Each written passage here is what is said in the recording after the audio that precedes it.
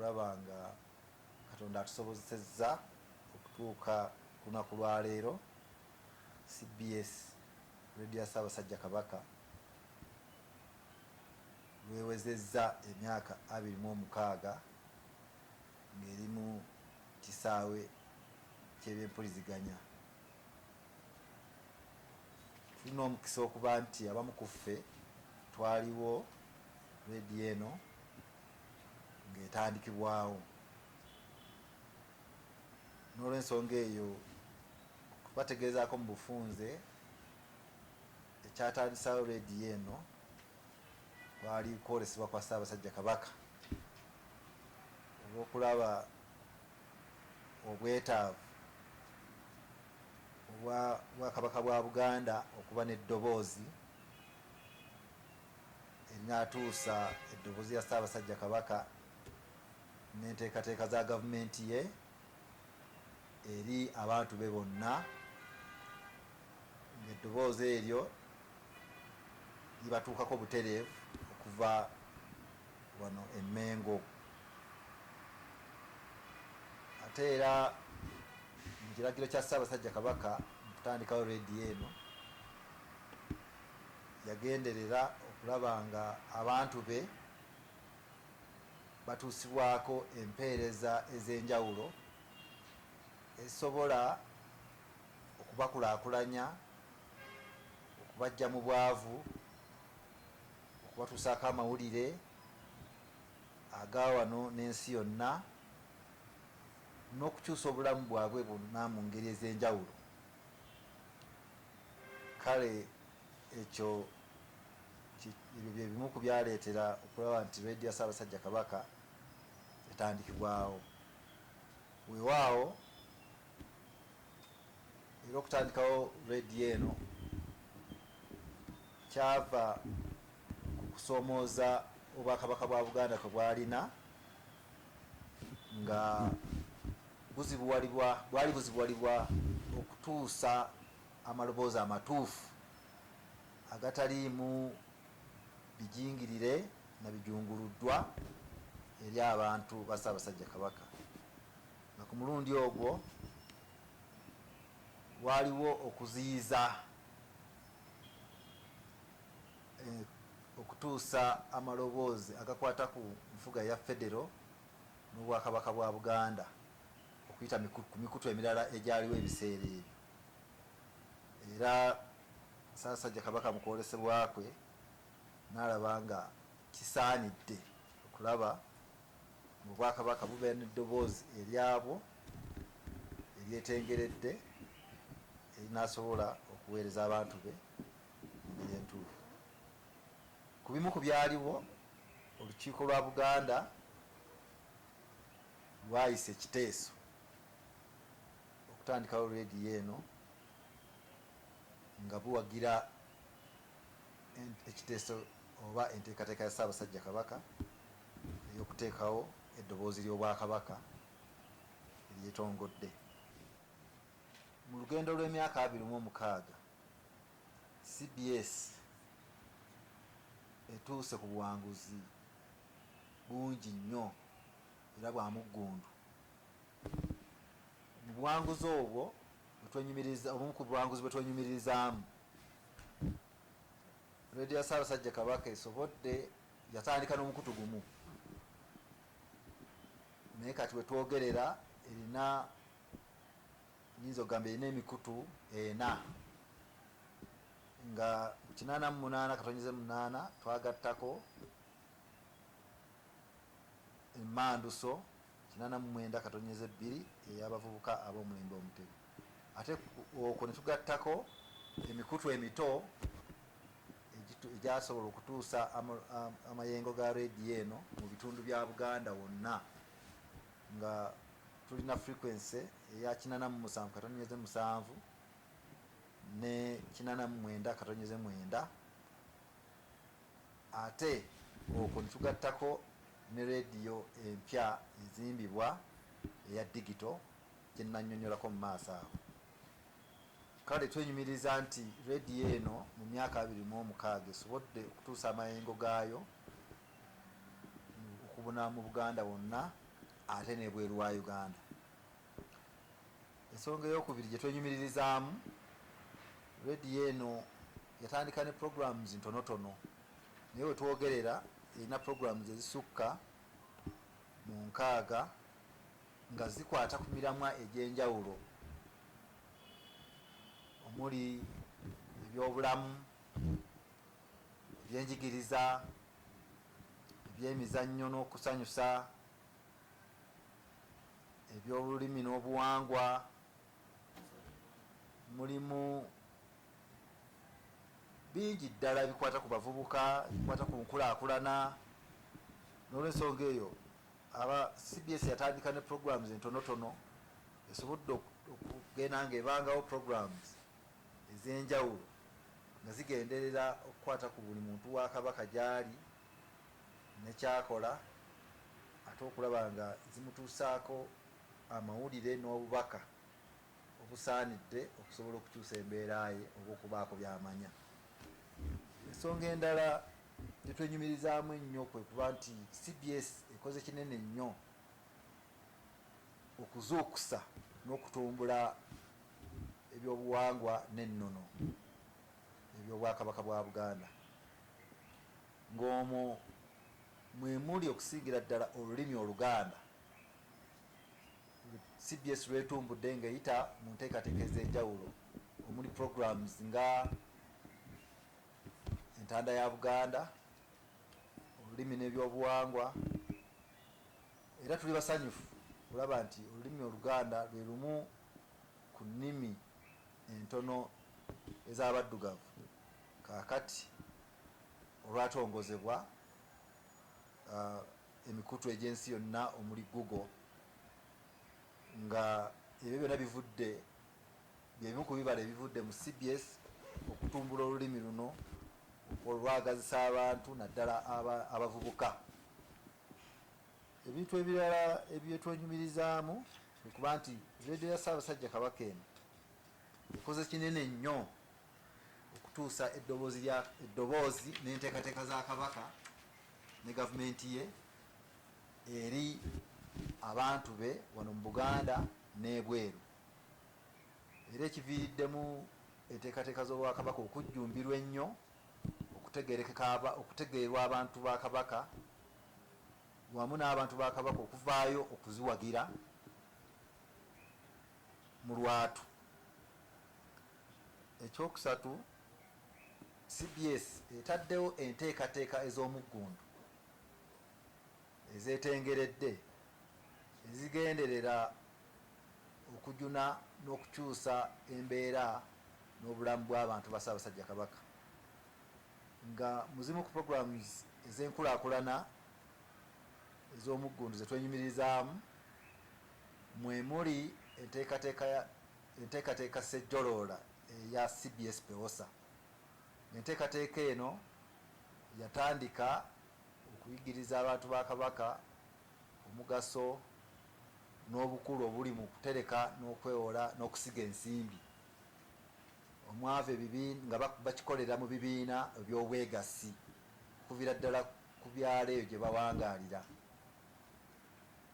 Kati ekivudde mu ekyo mwe muvudde ebibiina ebisukkira ddala mu 1,000 eby'abantu abeegasse wansi ku byalo nga baterekera mu nkola eya CBS Pewosa. Ate mu bibiina ebyo ne muvaamu ebibiina ebya waggulu ebiyitibwa CBS Pewosa Circles, kati ebitambulira ku musingi ogw'amasaza.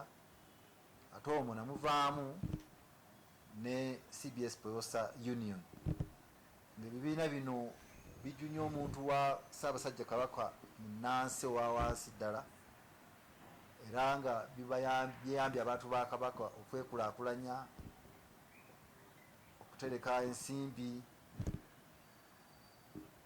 okuweerera abaana, okutandikayo emirimu egy'enjawulo omuli obulimi, obusuubuzi, obulunzi.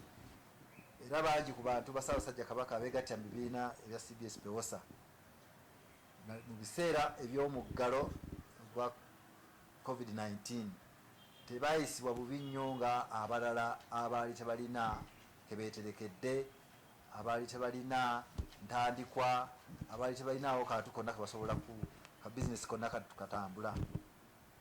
Era abantu ba Kabaka bawadde obujulirwa ku nsonga eyo.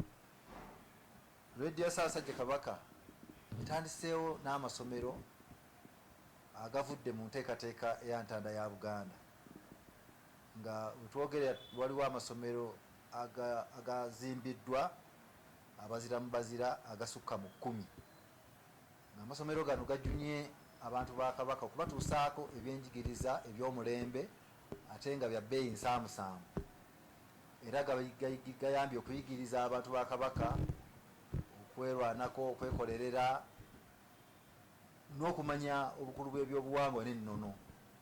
Naddala nga amasomero gano gayamba okusiga omutima ogw'eggwanga n'ebyobuwangwa n'ennono mu bantu ba Kabaka, mu bavubuka. N'olwensonga eyo tuli basanyufu nnyo okuba nti CBS ekoze enteekateeka ezo. Ebiseera bya CBS eby'omu maaso tuteekateeka okulaba nga twongera amaanyi mu ebyo ebituukiddwako.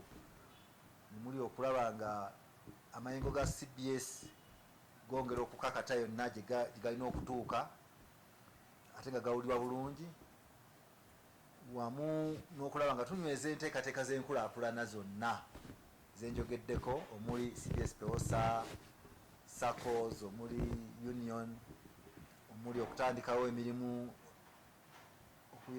okuyamba abantu ba Kabaka okubafunira ensimbi ez'okusiga mu mirimu egy'enjawulo egy'okwekulaakulanya, okuweerera abaana, okuzimba amayumba amalungi, era nga tutambulira wamu mu nteekateeka namutayiika ya gavumenti ya Ssaabasajja Kabaka.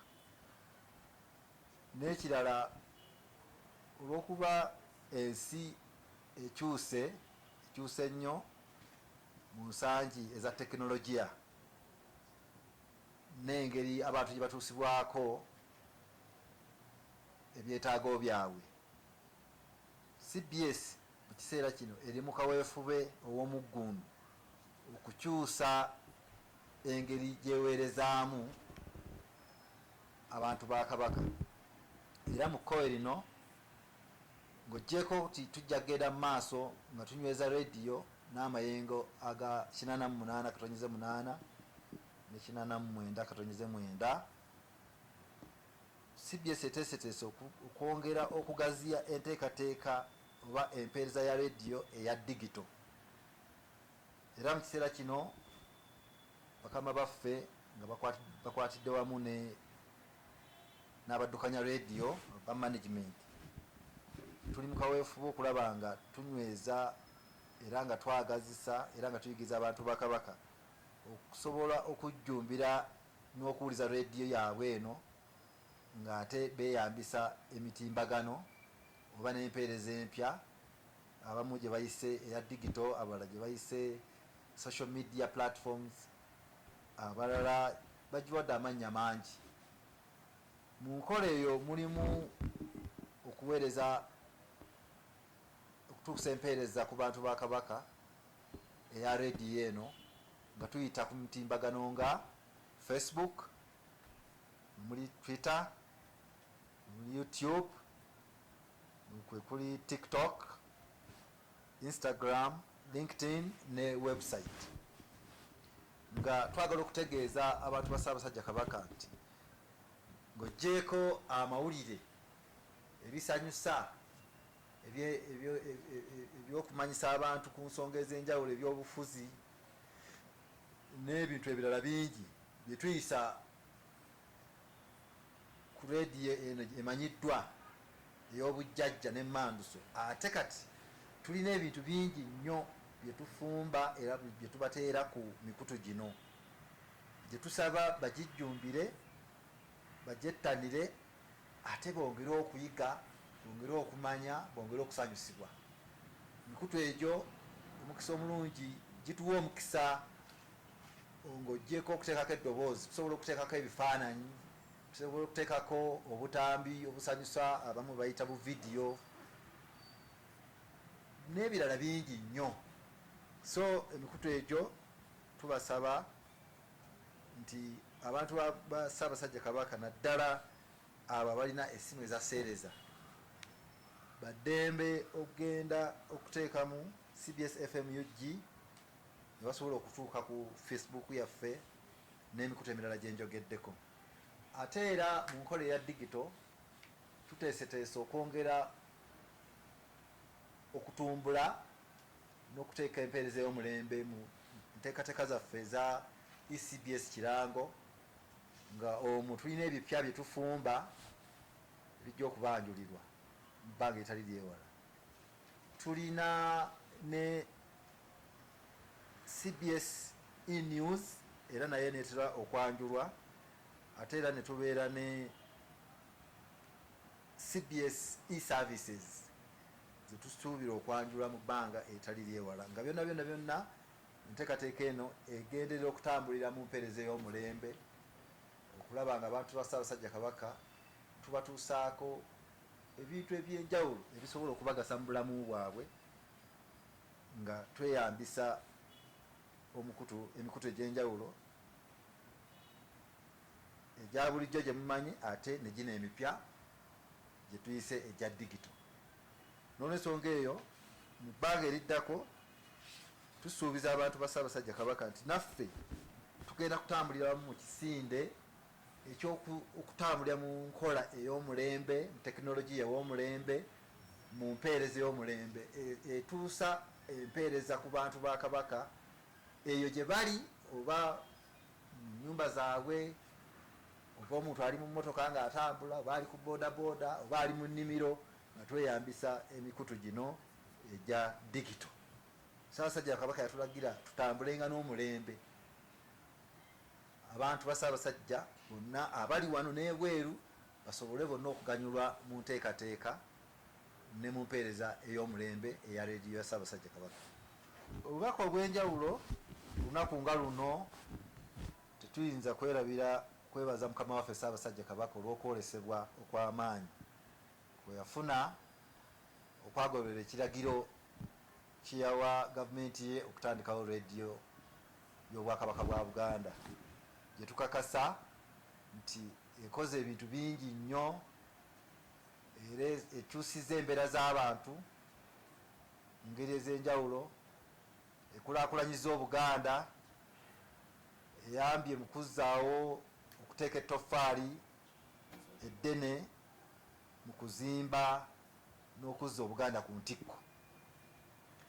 Leediyo eno eyambye okuzzaawo ebyobuwangwa n'ennono, okutumbula olulimi Oluganda, n'okuteekawo enkolagana y'amaanyi okwegatta mu bantu ba Kabaka, ate n'okugatta abantu ba Kabaka ku bitundu bya Uganda ebirala n'ensi yonna. Era leediyo eno ebadde namuziga y'amaanyi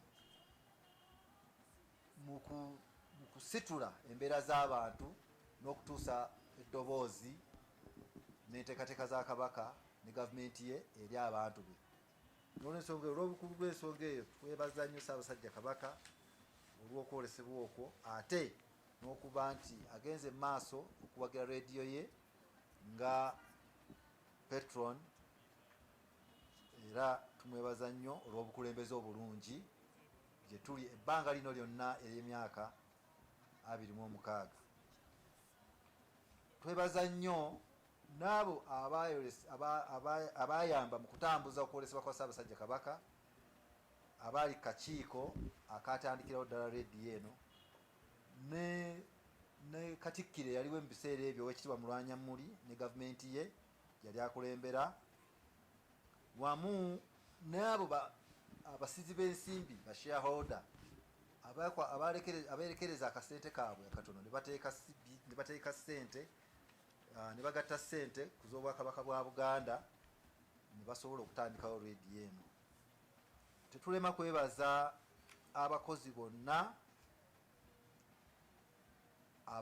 abatandikira ddala okuweereza mu leediyo eno, wamu ne board oba obukiiko obufuzi obw'enjawulo obuzze bubaawo, ne badirekita bonna abatambudde era abatembeese leediyo eno okugiruŋŋamya n'okugikulaakulanya okutuuka ku ddaala lyeriko olwaleero. twebaza nnyo baadvertiser oba balangira ku radio eno oba buli kika ebirange bya bulijjo n'ebirange by'amatalisi, kubanga ensimbi ezo ze ziyambye ennyo okugenda nga tuyamba okukulaakulanya radio eno, okugula emirongooti, okugula transmitters, ebyuma ebisikasuka amaloboozi, n'okutambuza radio, emirimu gya radio egy'omunda n'ebweru. Okusingira ddala twebaza nnyo nnyo nnyo abantu ba Ssaabasajja Kabaka bonna abaaliwo okuviira ddala radio ng'etandika n'okutuusa kati, kubanga abantu ba Ssaabasajja Kabaka betuyita oluusi abawuliriza oba abawagizi ba radio be bagiwadde omuzinzi ogw'amaanyi, be bagiwadde okulabibwa, be baleetedde radio eno okuwulirwa ensi yonna.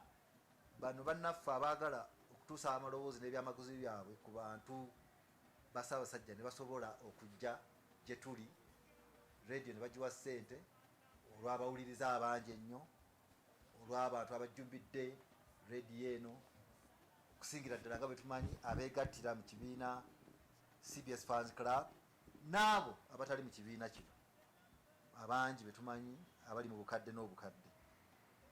Maliriza nga njozaayoza nnyo gavumenti ya Ssaabasajja Kabaka, njozaayoza nnyo abakozi ba CBS abaaliwo mu ntandikwa n'abakyaliwo kati n'abali mu buweereza olwaleero,